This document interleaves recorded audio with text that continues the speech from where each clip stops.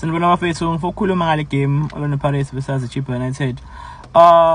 Kunezinye zezinto engizi observile ngale game. Starting from lineup, siqala ngayo approach coach was ibingahlukile ukuthi phela bekhona compromise yenziwe ku-Police. Remember ukuthi le game ibinabo coach abayi-3.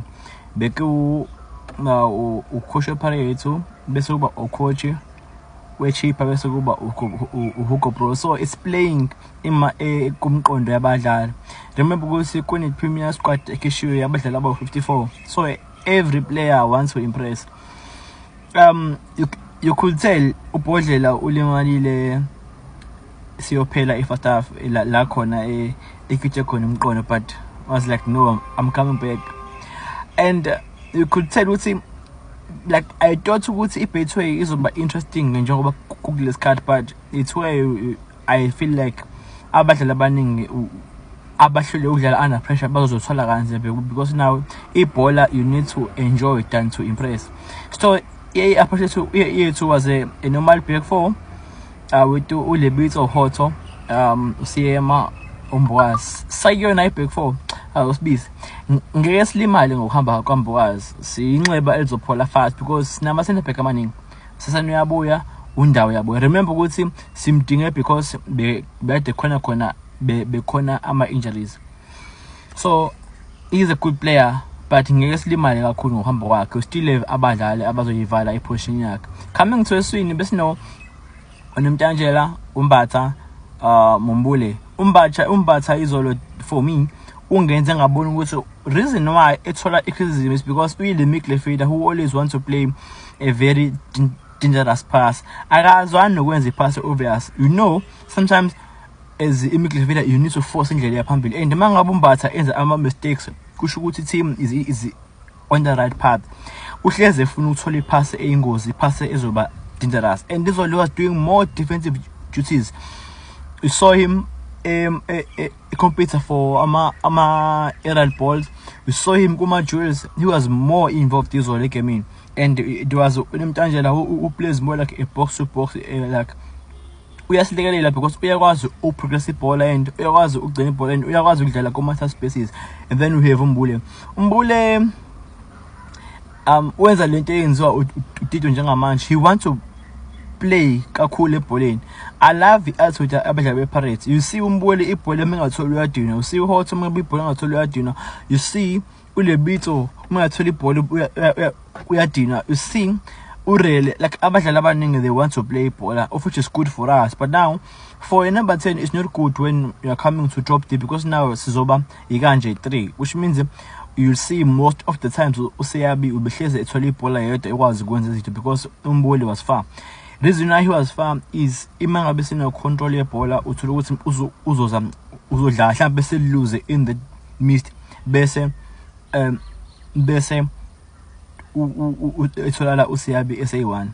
And then reason why besiluza kakhulu ibhola phambili is because we forced ukudlala uMorim on the right. UMorim is not a typical winger, he's a direct, is more like a false nine ngomina ngoba uyakwazi une target, une technique, but like une drive, but akanayo skill sokushaya ama 1v1.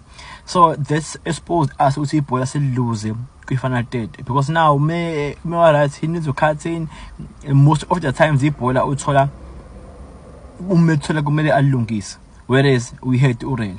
So for me, coach coming second half, he was left with amathuba like i-option ebengiyibona was to sacrifice Urel because against kahle on the right, whereas Police does.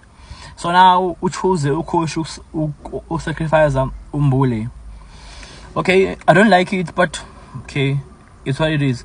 Vele for me Umbule is not a number 10, is more like a box to box.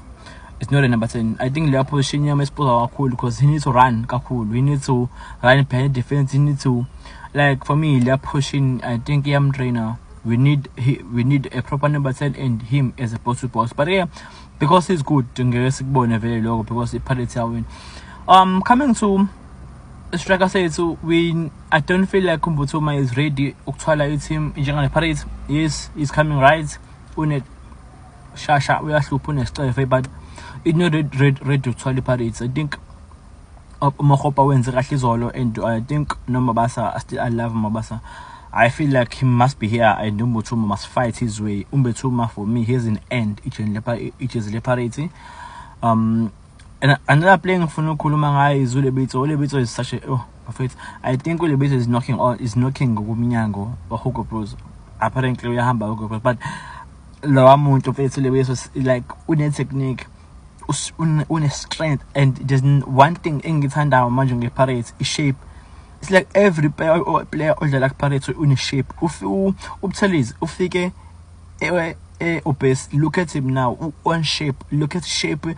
And another thing, Umorem kule season unamakola 8. But Amazulu ukore amakola 8 like ikarea yaka take 80 something games.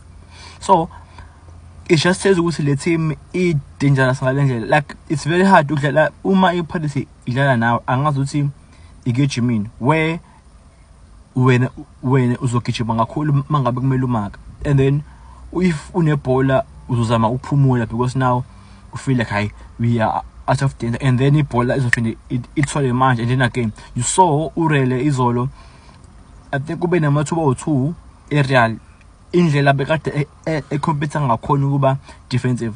So bafowethu ngingasho ukuthi this team is going to be different this season. I feel like iPirates will take Sitata come Gqibelo sobe sikhona eMapita and I'll be doing live videos futhi nakhona as you know njengoba sizobe sihlala ne Durban City. It's gonna be a very frustrating game from our point of view because now Durban City will be staying mover. And which is so annoying. Okay, ngizokhuluma ngomgqibelo but mase after game but mangabe udlala ilo block we see lento nako na Champions League. Manje ilo block it's okay but mase uthola ibhola we want to see you uhambe udlala 8 number boxing. Takoma pania.